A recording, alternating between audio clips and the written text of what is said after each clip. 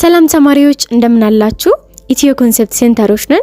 ዛሬ ደግሞ እንግዲህ ባለፈው ካቆምንበት የግሬድ 10 ፊዚክስ ትምህርት ዩኒት 2 ባለፈው ከተማማርንበት 2.2 ሰብቶፒክ ቀጥሎ ያለውን 2.3 that is acceleration በሚለው ርዕስ ያለውን 2.3 እንነጋገራለን ማለት ነው። በዚህ ሰብቶፒክ ስር በዋነኝነት what is acceleration ከዛ what is average acceleration በስተመጨረሻም what is instantaneous acceleration የሚሉትን ነገሮች እንመለከታለን። የመጀመሪያው what is acceleration ስንል acceleration is the quantity that describes the rate of change of velocity in a given time interval። ይህ ማለት በተሰጠው ሰዓት ውስጥ በተሰጠን ጊዜ ውስጥ ቬሎሲቲያችን የሚለውጥበት ቼንጅ የሚያደርግበት ሬቱ ምን ያህል እንደሆነ የሚያስቀምጥልን የሚገልጽልን ኳንቲቲ ነው ማለት ነው።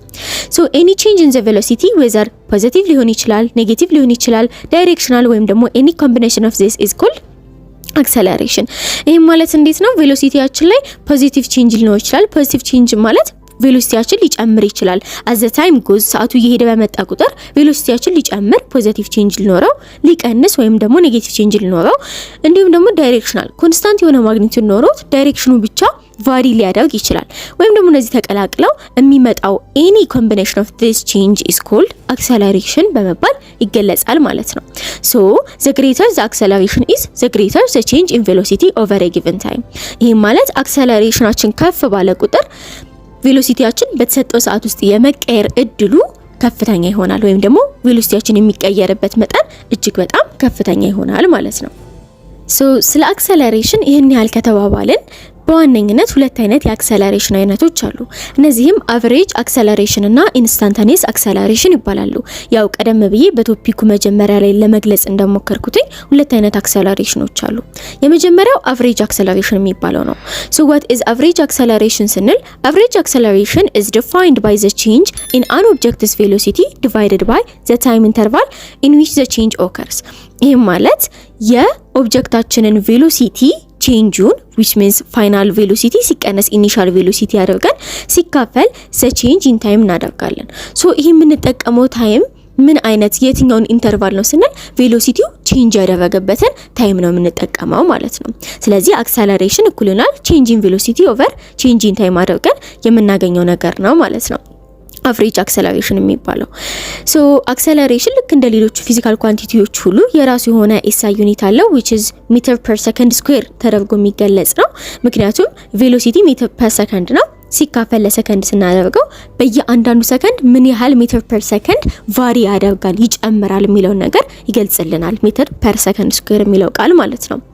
so the direction of average acceleration is the direction of change in velocity። ይህ ማለት ምን ማለት ነው? አቨሬጅ አክሰለሬሽናችን ዳይሬክሽኑን የሚያገኘው ቼንጅ ኢን ቬሎሲቲውን ተመርኩዞ ነው ማለት ነው። ይህ ስንል እንዴት ነው? ቼንጅ ኢን ቬሎሲቲያችን ኔጌቲቭ ከሆነ ያው ሰዓት ኔጌቲቭ ስለማይሆን ለሰዓት ስናካፍለው ኔጌቲቭ ነው የምናገኘው። ስለዚህ ፋይናሊ የምናገኘው አማውንት ኔጌቲቭ ይሆናል። ይሄ ማለት ነው አክሰለሬሽናችን is moving in an opposite direction to the motion of the object። motion of the object ወደፊት ከሆነ እና አክሰለሬሽናችን ደግሞ ኔጌቲቭ ከሆነ ያ ዲክሰለሬት እያደረገ ነው የሚመጣው ማለት ነው። ይህም ማለት ለምሳሌ የሆነ ኦብጀክት በ10 ሜትር ፐር ሰከንድ ወደፊት እየሄደ ቢሆንና ኔጌቲቭ 2 ሜትር ፐር ሰከንድ ስኩዌር አክሰለሬሽን ቢኖረው አንድ ሰከንድ ባለፈ ቁጥር ያ ኦብጀክት ወደ ኋላ እያለ ስቲል ወደፊት ነው የሚሄደው። ነገር ግን በ2 ሜትር ፐር ሰከንድ በየሰከንዱ እየቀነሰ ይመጣና ፋይናሊ ረስት ላይ ወይም ደግሞ 0 ሜትር ፐር ሰከንድ ይሆናል ማለት ነው። ሁለተኛው ኬዛችን ደግሞ if the object speeds up the acceleration is in the direction that the object is moving። ይሄ ማለት አክሰለሬሽናችን ፖዚቲቭ ከሆነ which is ለምሳሌ 2 ሜትር ፐር ሰከንድ ስኩዌር ቢኖረን ኢኒሺያሊ ደግሞ ቬሎሲቲያችን 10 ሜትር ፐር ሰከንድ ቢሆን አንድ ሰከንድ ባለፈ ቁጥር ከ10 ላይ 2 ሜትር ፐር ሰከንድ እየተጨመረ ይሄዳል። this is speeding up ማለት ነው። ጀነራሊ እስካሁን ካወራናቸው ነገሮች ውስጥ የምንወስዳቸው ሶስት ዋና ነጥቦች ያሉ ሲሆን እነዚህም acceleration occurs whenever an object speeds up, slow down or change direction። ስለዚህ አንድ ኦብጀክት ስፒድ አፕ እያደረገ ወይም የፈጠነ በሚኖርበት ጊዜ ላይ ስሎ ዳውን እያደረገ እያቀዘቀዘ በሚሆንበት ጊዜ ወይም ደግሞ ዳይሬክሽኑን ቼንጅ በሚያደርግበት በሶስቱም ኬዞች ላይ there is always acceleration ማለት ነው። ሁለተኛው ፖይንት ደግሞ when you speed up your acceleration is positive speed up በምናደርግበት ጊዜ ላይ አክሰለሬሽናችን ፖዚቲቭ ነው የሚሆነው። ይሄም ማለት ፋይናል ቬሎሲቲያችን ከኢኒሻል ቬሎሲቲያችን ይበልጣል ማለት ነው። ሁለተኛው when you slow down your acceleration is negative ይሄም ማለት ስሎ ዳውን ስናደርግ ስናቀዘቅዝ አክሰለሬሽናችን ኔጌቲቭ ነው። ይሄ ማለት ደግሞ ፋይናል ቬሎሲቲያችን ከኢኒሻል ቬሎሲቲያችን ያነሰ ነው ማለት ነው። ሁለተኛው ነጥብ በዚህ ሰብ ቶፒክ ስር ኢንስታንታኒየስ አክሰለሬሽን የሚባለው ነው። ሶ what is instantaneous acceleration ስንል እንግዲህ ከዚህ በፊት በነበሩ ቪዲዮዎች ላይ what is instantaneous velocity ብለን እንደተመለከትነው ሁላ ኢንስታንታኒየስ አክሰለሬሽን የሚባለው በእያንዳንዱ ቅጽበት ላይ ቬሎሲቲው በምን ያህል እየጨመረ ነው ወይም ደግሞ ቬሎሲቲው በምን ያህል እየቀነሰ ነው የሚለውን ነገር የሚነግረን ኳንቲቲ ነው ማለት ነው።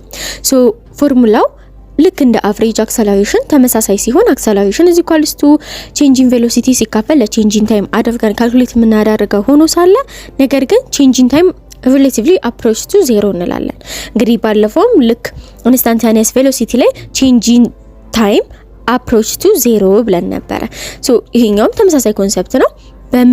የምንወስደው የታይም ጋፕ በጣም ትንሽ መሆኑን የሚያሳይ ነው ማለት ነው። for the whole motion ያለውን ጀነራል አክሰለሬሽን ሳይሆን በእያንዳንዱ ቅጽበት ላይ ያለውን አክሰለሬሽን የሚነግረን እንደሆነ ማመልከቻ ነው ማለት ነው። ሶ እዚህ ጋር የምንወስዳት ትንሽ የኖት ነገር አለችን። ምንድነው የመጀመሪያው for uniformly accelerated motion the instantaneous acceleration has the same value as the average acceleration ይሄም ማለት uniformly accelerated motion የምንለው አክሰለሬሽኑ ዩኒፎርምሊ ነው የሚጨምረው ልክ እንደ ኮንስታንት የሆነ ቬሎሲቲ እንዳለው ሁላ ልክ እዚህ ጋርም ደግሞ ኮንስታንት አክሰለሬሽን አለ ማለት ነው። ስለዚህ በአንደኛው ሰከንድ ላይ አክሰለሬሽኑ 2 ሆኖ ቀጣዩ ላይ 3 ምናምን አይሆንም። ይሄ ማለት አንደኛው ላይ 2 ሆነ ቀጣዩ ላይ 3 ሆነ ማለት በመጀመሪያው ሰከንድ ላይ ቬሎሲቲው በ2 ጨምሮ ሁለተኛው ሰከንድ ላይ ደግሞ ቬሎሲቲው በ3 ይጨምራል ማለት ሳይሆን the whole motion ላይ ዩኒፎርም የሆነ ኢንክሪመንት ነው ያለው። እንደዚህ አይነት ታይፕ ኦፍ ሞሽን ከሆነ ኢንስታንታኒየስ አክሰለሬሽን has the same value as the average acceleration ኢንስታንታኒየስ አክሰለሬሽን እና አቨሬጅ አክሰለሬሽን ተመሳሳይ የሆነ አማውንት ይኖራቸዋል ማለት ነው። and generally acceleration tells us how quickly the velocity changes ቬሎሲቲው በምን ያህል ፍጥነት እንደሚቀየር የሚነግረን አክሰለሬሽን ሲባል ፖዚሽኑ ደግሞ በምን ያህል ፍጥነት እንደሚቀየር የሚነግረን ተርም ቬሎሲቲ ይባላል ማለት ነው። ኢትዮ ኮንሰፕት ሴንተር የእናንተው ምርጥ ቻናል